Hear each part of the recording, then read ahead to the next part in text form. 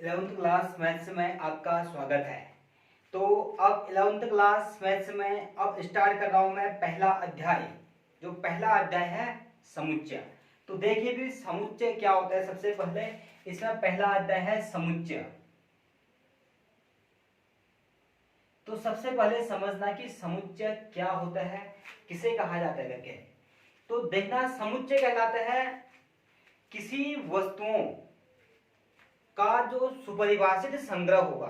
अब वस्तुओं के संग्रह हो सकते हैं, चाहे किसी भी प्रकार के वस्तुओं के कैसे भी संग्रह हो, तो लेकिन वस्तुओं का जो सुपरिभाषित संग्रह होता है, तो वस्तुओं के सुपरिभाषित संग्रह को ही कहा जाता है समुच्चय।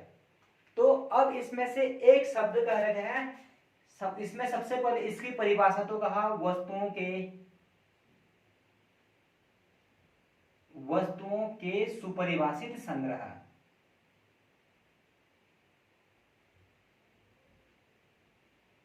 सुपरिभाषित संग्रह को समुच्चय कहते हैं। तो अब इसमें एक शब्द कहा मैंने सुपरिभाषित। तो देखना सबसे पहले कि सुपरिभाषित का अर्थ क्या होता है। अब देखना सुपरिभाषित शब्द का अर्थ क्या होता है। तो सुपरिभाषित का अर्थ होता है कि सुपरिभाषित का अर्थ कहते हैं ऐसा संग्रह जिनको स्पष्ट रूप से बताया जा सकता है। देखिए ऐसा संग्रह जिनको हम स्पष्ट रूप से बता सकते हैं, तो उन्हीं संग्रह को कहा जाता है सुपरिभाषित संग्रह।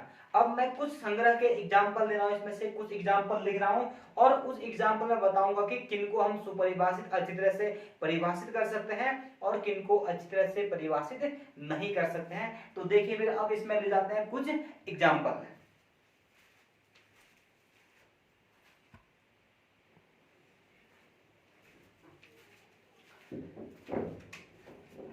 तो देखिए फिर अब इसमें मैंने कुछ एग्जाम्पल ले रखे हैं इसमें। अब इनमें इनकी सहायता से देखते हैं इसमें कि कौन से सुपरिभाषित संग्रह है और कौन कौन सुपरिभाषित संग्रह नहीं है।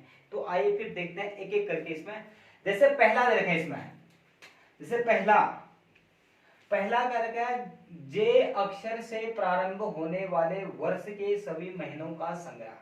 अब देखते हैं कि यह सुपरिभाषित है या नहीं, जिनको हम आसानी से निश्चित तरीके से बता सकते हैं। जे अक्षर से प्रारंभ होने वाले वर्ष के सभी महीनों का संग्रह हम बहुत ही आसानी से परिभाषित कर सकते हैं इसको। जैसे जे अक्षर से कौन कौन से, जनवरी, जून, जुलाई, तो हम इनका संग्रह आसानी से बना सकते हैं। जैसे जनवरी, जून, जुलाई ये फिक्स है, निश्चित है इनकी संख्या। तो ये कैसा संग्रह होगा, सुपरिभाषित संग्रह होगा। यदि यह सुपरिभाषित संग्रह है तो कैसा होगा, ये समुच्चय होगा। अब जैसे दूसरा कहा, भारत के 10 सबसे अधिक प्रतिभाशाली लेखकों का संग्रह। अब दूसरा कार्य है इसमें, भारत के 10 सबसे अधिक प्रतिभाशाली लेखकों का संग्रह। अब इसमें देख कर है प्रतिभाशाली लेखक। तो देखना फिर अब प्रतिभाशाली लेखक बता पाओगे। अभी भारत के 10 सबसे अधिक, अभी प्रतिभाशाली लेखक होने के लिए किसको प्रतिभाशाली कहेंगे, किसको प्रतिभाशाली नहीं कहेंगे, कोई फिक्स पैमाना ही नहीं है। यदि मुझे लगा जो लेखक मुझे अच्छा लगेगा, मैं कहूंगा कि सबसे प्रतिभाशाली ऐसा है। तुम्हें लग सकता है कि तुम कहोगे जो तुम्हें अच्छा लगेगा, तुम अपनी तरफ से कह सकते हो कि प्रतिभाशाली ये लेखक हो सकते हैं। कोई तीसरा बंदा कह सकते हैं कि प्रतिभाशाली लेखक ये हो सकता है। तो हमारे पास की प्रतिभाशाली लेखक किसको कहेंगे, इसके लिए कोई भी फिक्स पैमाना नहीं है। तो यह अभी सुपरिभाषित है ही नहीं। जो प्रतिभाशाली लेखकों का संग्रह है यह सुपरिभाषित है ही नहीं, तो समुच्चय नहीं होगा। अब तीसरा देखें, 50 तक की सभी प्राकृत संख्याओं का समुच्चय।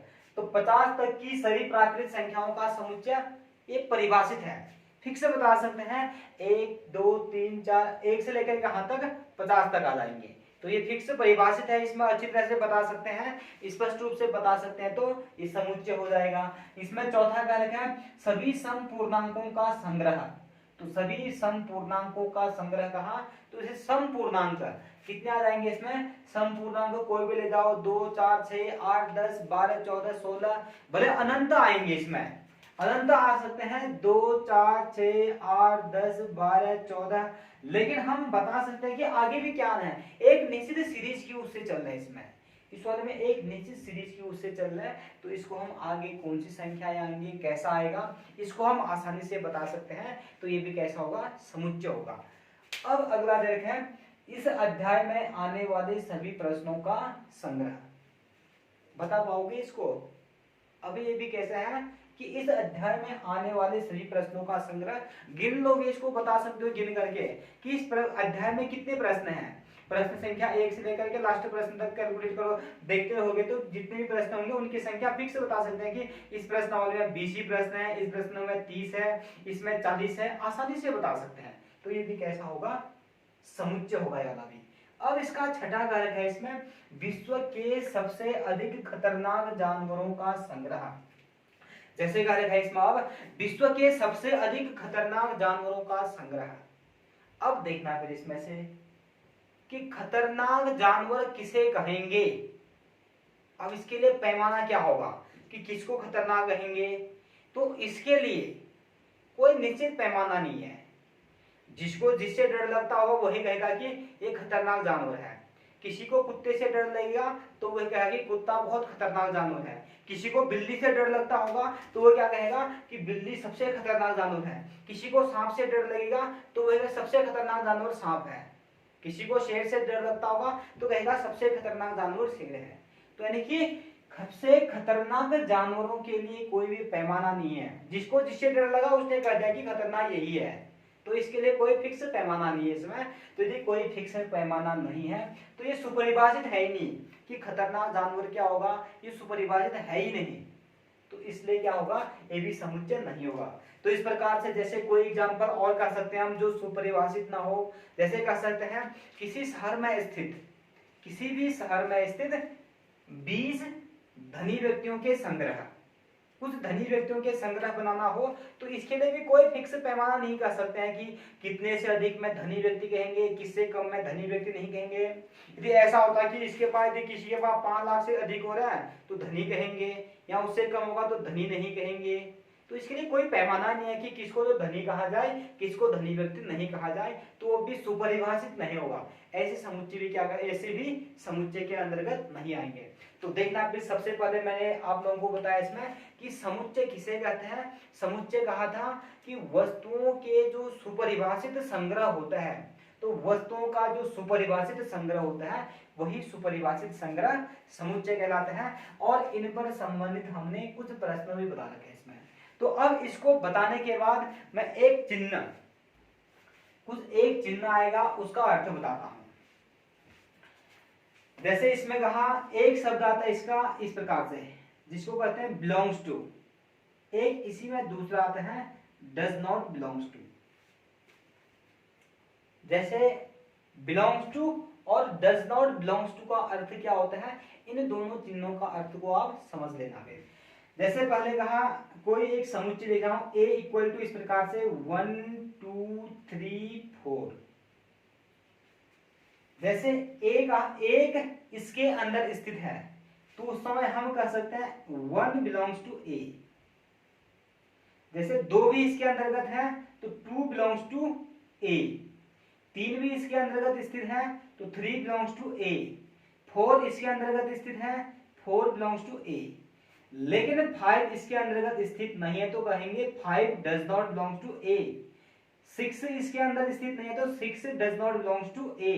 यदि कभी 7 कहा तो 7 भी इसके अंतर्गत नहीं है तो 7 does not belongs to a।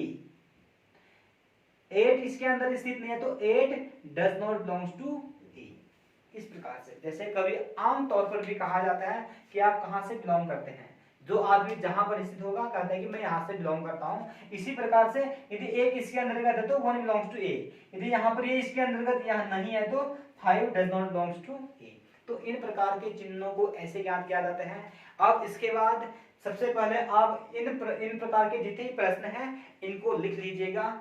फिर अगले बार फिर उसके बाद बताता हूं मैं, अगले टॉपिक में बताया जाएगा उसमें कि समुच्चय को जब रोस्टर रूप में दिया होगा तो उसको समुच्चय निर्माण में कैसे लिखेंगे, इनको कन्वर्ट करना बताऊंगा आपने।